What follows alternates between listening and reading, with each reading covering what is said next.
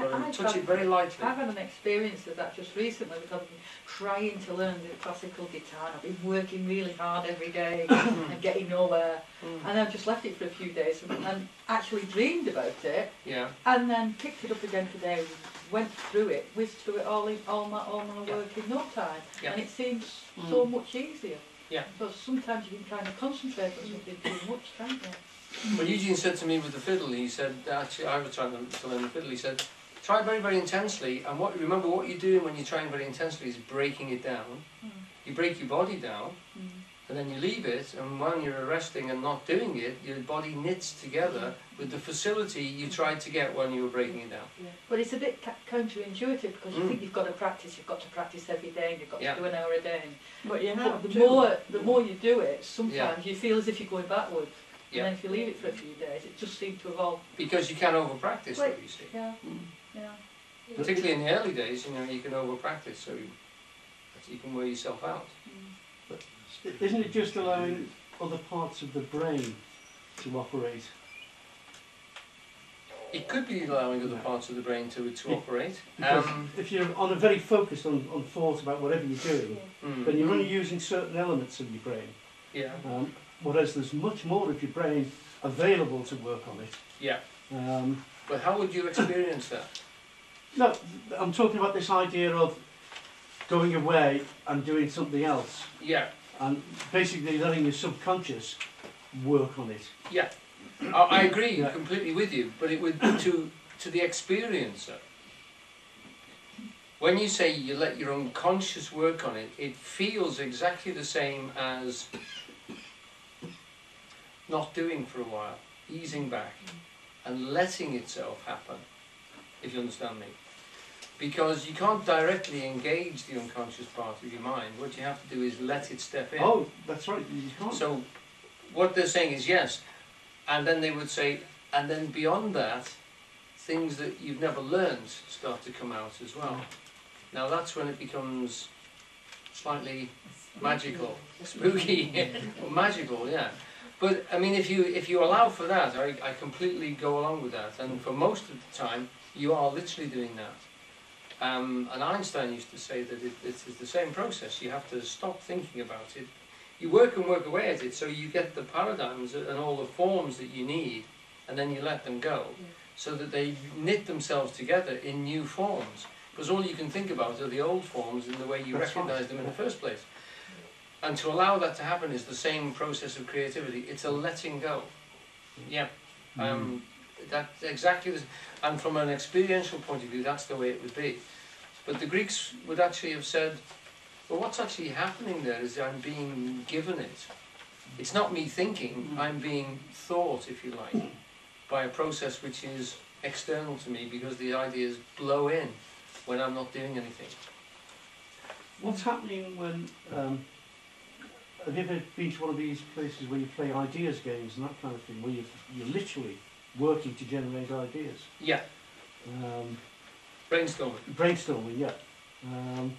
I mean, there you just say whatever comes into your mind, and somebody else will respond on the same basis, and that kind of just keep bouncing things around until you come up with some quite interesting ideas. Yeah, it's the same as when you're doing the Freudian analysis, and you literally say the things that first pop into your mind, and the word associations, they tend to run along unconscious lines, and things start to come out which are quite profound. What is surprising to the person doing that is, of course, that often the thing that is said can be a complete shock, and terribly, terribly embarrassing, if not intimidating. So that you're talking about a process which I completely endorse. It's very likely in the initial cases it's put different parts of the brain which have stored this information. But by the same token, I would always allow that perhaps there's other sort of processes which are going on there as well.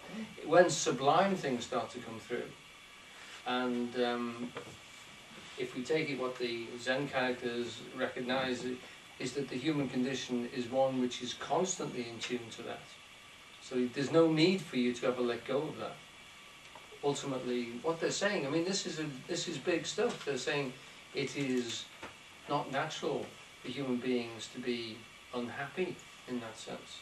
Literally, to be out of attunement with their situation. And it's possible for a human being, and they say there are examples of it, of people who are completely in tune with the now, all the time, and not wrong-footed. Now that's something which is a big claim, and you'd have to say, well, we'll have to see if we meet one, and what would they be like?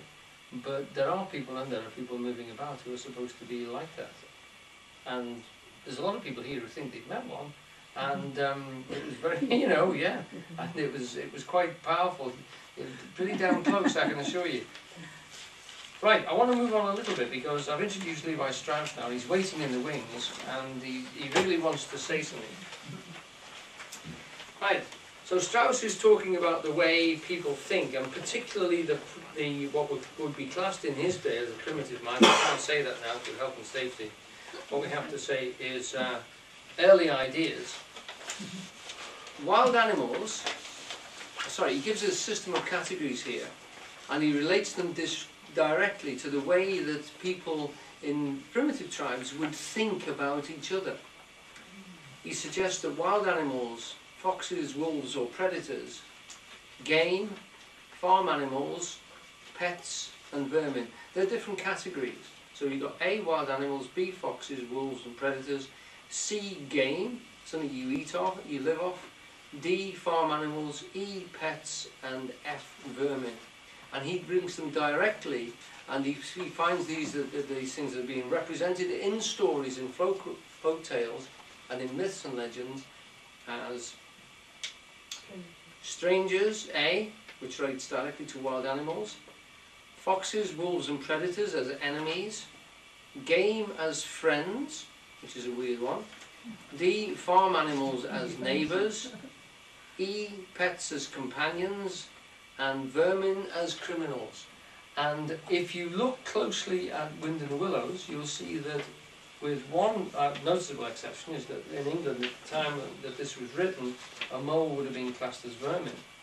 A water rat wouldn't, because it's not a rat actually, it's quite a different creature. But the moles were actually exterminated, and I know a man whose father was a molar, and he lived just purely by killing moles. He used to get 20 guineas for each skin. So they were classed as vermin. So, but apart from that, I mean, this is Levi Strauss talking particularly about Germanic forms of the folktale, and finding constantly that these animals keep coming up in those categories that he's put them into there. And so you can see that there is quite a tradition for creatures to be used in this way and to be represented. You can easily see that wild animals lend themselves to being strangers, creatures that you can't really get a handle on, you don't know enough about them. Foxes and wolves and predators as such would be enemies. And game as friends, well, you live off them and you live alongside them, so in that sense you actually know their ways and their tracks and stuff. Farm animals as neighbours, you know, because the closeness in which we live with them. And remember, most people in this country, until about the 14th, 15th century, used to live with animals, literally alongside them. The whole concept of a dormer was that at that time they started to have a second story where the humans would live and the animals would live underneath, because it kept them warm. You didn't need the fire if you had 5 or 6 cattle downstairs. You know, they generate tremendous amounts of heat, so this is one of the things that we used to live alongside them. And somebody said to me that, yeah, I mean, when I was a young boy, there was a band called Three Dog Night. Anybody remember a band called Three Dog Night? Yeah. That was named after the fact that the Indians used to sleep with dogs to keep them warm in the winter. And a 3 dog night was pretty cold. It's an interesting point. And somebody said to me that this is why all these flus that we get keep on coming out of these countries where people still sleep with animals, still sleep alongside others. I'm not talking about anything kinky here. I'm just using them for the heat and the fact that the breath and that the species, it is considered, sometimes transmute, because these are animal viruses which get involved with human beings, and this is how we pick them up, which is of course the scare of bird flu and swine flu and hamster flu.